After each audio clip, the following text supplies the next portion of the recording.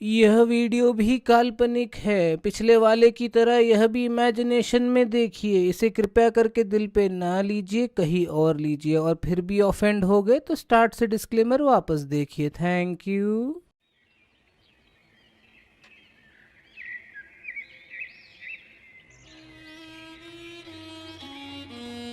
কি গো গোপালদা, এভাবে রোদের মধ্যে মাথায় হাত দিয়ে বসে আছো কেন?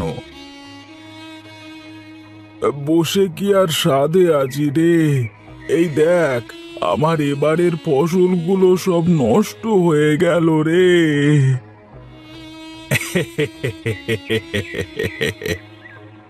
তোর এত হাসি পাচ্ছে কিসে? আমি চিন্তার জ্বালায় বাঁচি না, আর তুই হাসছিস। অবশ্য তোর আবার কি, তোরা তো জেলে মানুষ।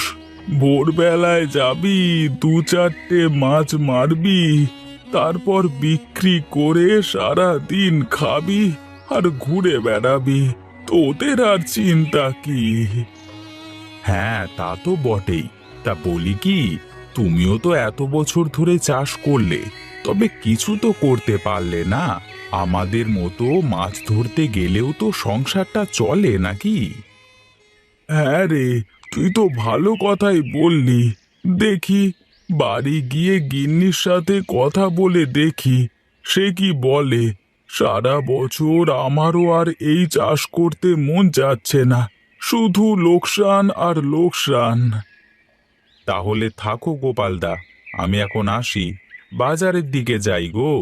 বউ বলেছে তার নতুন হার লাগবে, সেটাই কিনতে যাচ্ছি।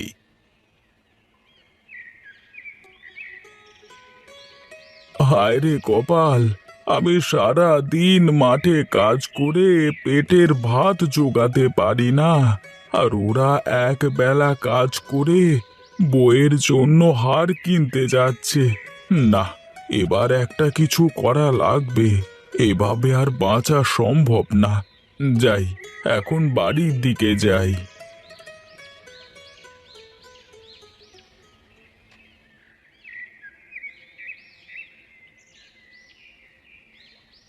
কি গো গিন্নি, মেয়েকে ভাত খাওয়াচ্ছ? মা আমার কি দিয়ে ভাত খাচ্ছে? মেয়ে আবার কি দিয়ে ভাত খাবে? হাতির গোশ দিয়ে ভাত খাচ্ছে। বাবা, তোমাকে কতবার বললাম যে আমি পাঙ্গাস মাছ দিয়ে ভাত খাবো, তুমি তো কিনেই আনো না। কি দিয়ে আর কিনবো রে মা, হাতের যা অবস্থা, টাকা পয়সা কিছুই নেই। আবার এদিকে ফসলগুলো নষ্ট হয়ে গেল। এবারে বেঁচে থাকায় দায় হয়ে যাবে। ভালো মন্দ খাওয়া তো দূরের কথা। আমি কিছু জানি না, আজকে তুমি আমার জন্য পাঙ্গাস মাছ কিনে আনবে, এই আমি বলে রাখলাম। নিজেরা না হয় নুন মাখা ভাত দুবেলা খেয়ে উঠলাম, কিন্তু এই ছোট মেয়েটা কি এসব খেতে পারে? ওর জন্য তো কিছু একটা করা দরকার। আমি এখন কি করব তাহলে? যাও, আবার ওই চাষ করো গিয়ে। সারা বছর একটা ফসল ঘরে তুলতে পারে না, আবার এদিকে চাষ চাষ করে জীবনটা একেবারে শেষ করে দিল। কি করব বলো? আমি তো চাষ ছাড়া আর কিছু করতেও জানি না। কিন্তু এবার ভাবছি নিতাইয়ের সাথে আমিও মাছ ধরতে যাব। তো যাও, তোমাকে মানা কে করেছে শুনি? যা করে দুবেলা ভাত জোগাড় হবে তাই করো গিয়ে। হ্যাঁ গো গিন্নি, হ্যাঁ, কাল থেকে আমিও জাল নিয়ে মাছ ধরতে যাব। নিতাইয়ের কথা মতো তো চলে এলাম মাছ ধরতে, কিন্তু মাছ কিভাবে ধরতে হয় তা তো আমি জানি না। যাক, দেখা যাক কি হয়। মাছ ধরা এমন আর কি।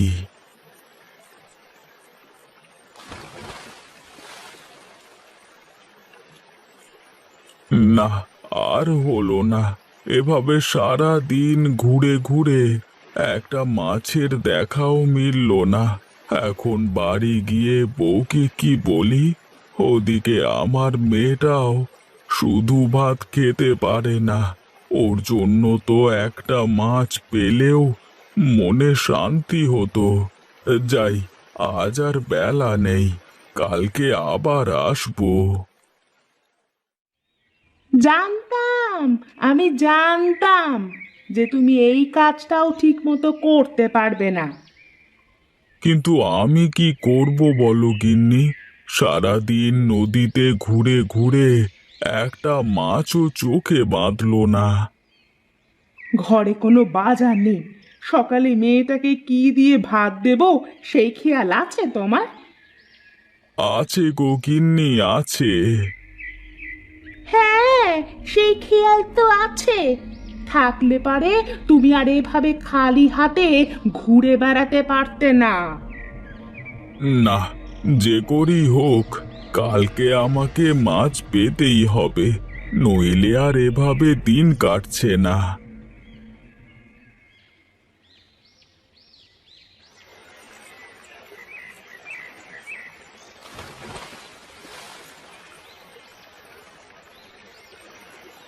না না, আর পারা গেল না। ওদিকে চাষ করতে গেলে ফসল নষ্ট হয়ে যায়, আর এইদিকে মাছ মারতে এলে চালাক মাছগুলো সব পানির নিচে চলে যায়।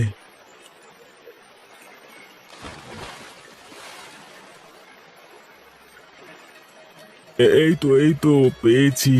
কি সুন্দর সোনালি মাছ! আমার মেয়েটা দেখলে খুব খুশি হবে। না, এত সুন্দর মাছটি দেখে খুব ভালো লাগছে। যা, তোকে ছেড়েই দিলাম। আমার অভাবের সংসারে তোকে আর ভাগীদার বানালাম না। যা। কি রে, যাস না কেন? হুস হুস, যা। এ তো ভারী আজব মাছ, তাড়াচ্ছি তাও যায় না। ঠিক আছে, থাক তুই, আমি বাড়ি যাই এখন, বেলা পড়তে গেল তো।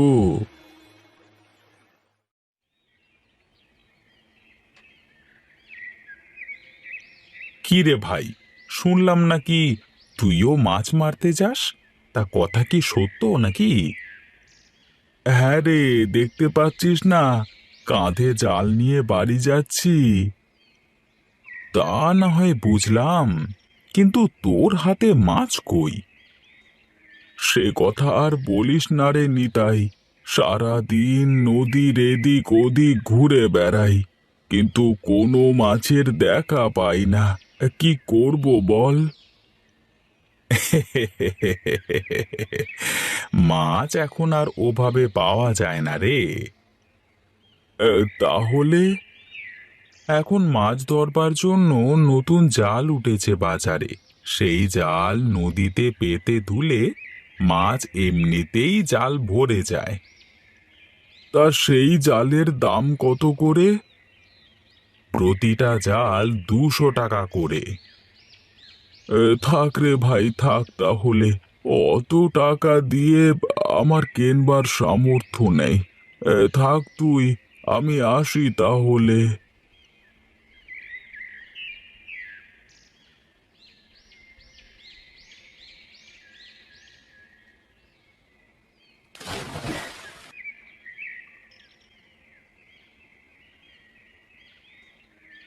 কি রে, প্রতিদিন অন্য কোনো মাছ তো পাই না, শুধু তোর সাথেই দেখা হয়। তুই বোধহয় আমাকে বোকা ভাবছিস। হ্যাঁ রে, সত্যি আমি বোকা। আমি তো আর জেলে নই, ছিলাম একজন চাষি। সারাদিন মাঠে কাজ করেও ঠিক মতন ফসল ফলাতে পারতাম না। এই জন্যই তো সংসার চালানোর তাড়নায় এসেছি মাছ ধরতে। চালাক মাছগুলো আমার হাতে ধরা দেয় না। এখন যে আমি কি করি? এবার আমার মরা ছাড়া আর কোনো উপায় দেখছি না। তুমি অনেক ভালো মানুষ। কে কে কে কে বলল? আশেপাশে তো কেউ নেই। আমি গো আমি, নিচে তাকাও। কি, এই মাছ আবার কথা বলতেও জানে? বাহ, তুই তো ভালোই রে, কথা বলতেও জানিস। হ্যাঁ, আমি কোনো সাধারণ মাছ নই। আমি তোমার সব কথা বুঝতে পারি। তুমি চাষ না করে মাছ মারতে এসেছো কেন?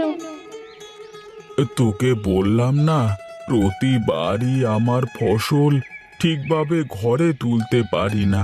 চাষ করে প্রতিবারই শুধু লস হয়। তুমি অনেক ভালো মানুষ। তুমি শুধু শুধু অবুঝ মাছগুলোকে না মেরে গিয়ে চাষ করো। কি চাষ করব? কোনো ফসলই তো ফলাতে পারি না। বাড়িতে গিয়ে তোমার জমিতে গম চাষ করো। তাতে তোমার অনেক লাভ হবে।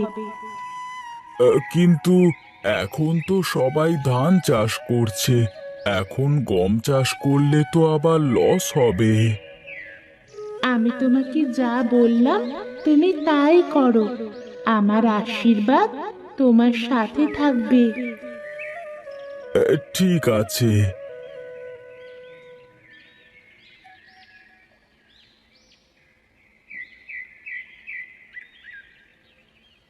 সোনালি মাছের কথা মতো গম বুনে দিলাম, এখন অপেক্ষার পালা।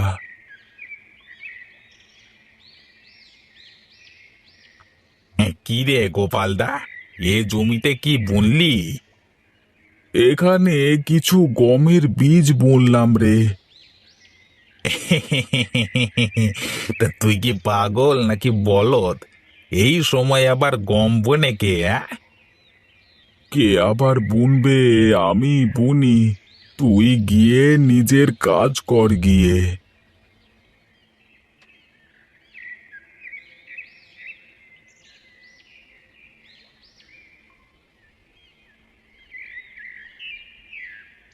কি গো গিন্নি, ভাত কি রেঁধেছো নাকি? খুব ক্ষুধা লেগেছে, ভাত দাও। আর সকালে চাল আটা সব ফুরিয়ে গেছে। রান্নার কিছুই নেই। বলো কি, কিছুই নেই? না, সকাল থেকে মেয়েটাও আমার না খেয়ে রয়েছে।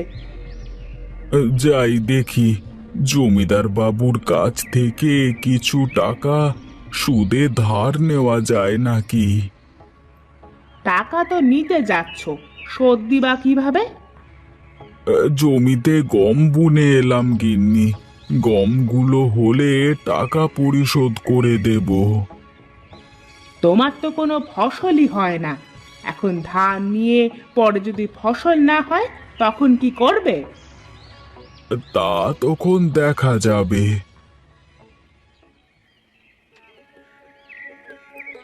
এ আবার কি অলক্ষণে কাণ্ড!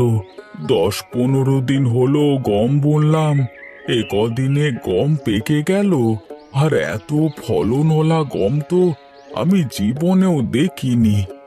বুঝেছি বুঝেছি, সবই ওই সোনালি মাছের কারসাজি। যাই, গিয়ে বউকে বলি গিয়ে।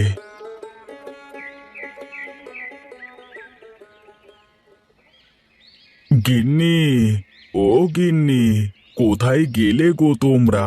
তাড়াতাড়ি এদিকে এসো।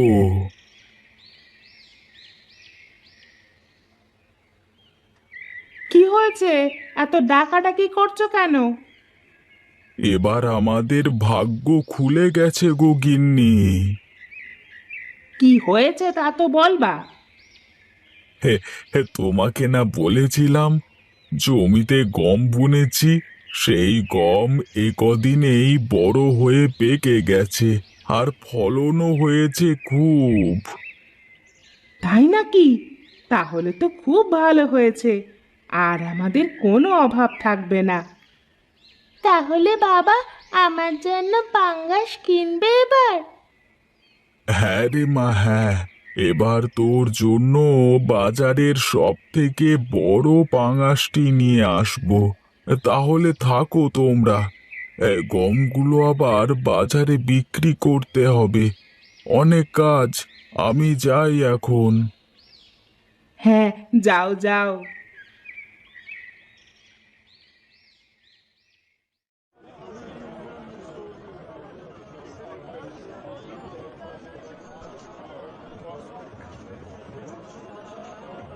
কি গো গোপালদা, এত গম কি তোমার? হ্যাঁ রে, গমগুলো আমারই। তা কত করে দিতে হবে তোমার বস্তা প্রতি? তা তুই প্রতি বস্তা 500 করে দিস।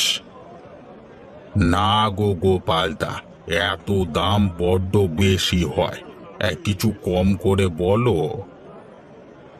ঠিক আছে, তুই 400 করেই দে। ঠিক আছে তাহলে, এই নাও তোমার 3 গাড়িতে 30 বস্তা আর 12,000 টাকা। ঠিক আছে, তাহলে আমি আসি রে।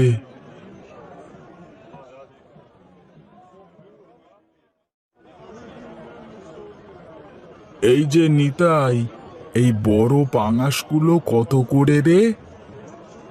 এগুলো গোপালদা বড় পাঙাশ, এগুলো তো 100 করে বিক্রি করছি। ঠিক আছে, আমাকে দুটো দিয়ে দে তো। এই নাও। এই নে তোর 200 টাকা। আসি রে নিতাই। ঠিক আছে দাদা, এসো।